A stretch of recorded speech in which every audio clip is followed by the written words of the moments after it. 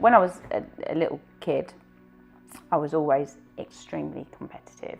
And that was like quite apparent from quite a young age. Anything that I put my hand to, I had to be absolutely the best. And I'd take it very seriously and take myself very seriously. But it became quite apparent at quite a young age that I had a bit of a talent for swimming.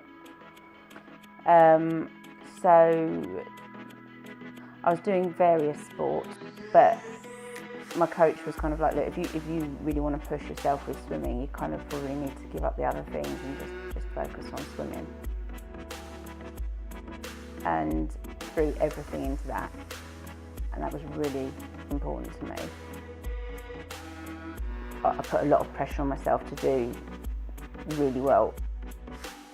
When I was at school, I kind of was known as the one that would always win sports day or do really well in exams, and peers didn't always like that and started kind of berating me and bullying me quite a lot. Parents also, and they didn't actually realise that me hearing that, it made me feel like I was doing something wrong.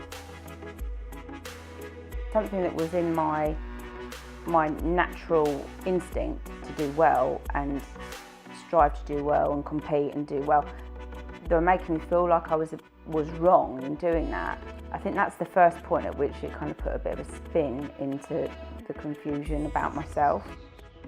It then became quite a conflict in my head because achieving was something that I felt great about, and yet at the same time I was being given a negative spin on that. I probably looked quite confident and because of what I did and in sport and stuff, but actually inside I wasn't at all. The real turning point, I guess, was before I started year 10. So I was coming up 14, and that summer I had the National Age Group Championships for swimming, and I trained so hard for it.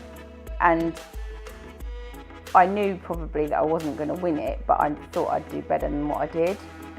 And I was gutted. I was absolutely mortified. I'd put so much effort and time into training for it, and to not achieve what I wanted to achieve was really quite gutting. After that, I then became really, really obsessive around food, where I felt out of control in what I could achieve with my swimming. I started to feel that I was gaining control somewhere else in my life. I started cutting out fat and counting calories, and it was very drastic, the weight loss. And before I knew it, I was in this descent into the anorexia.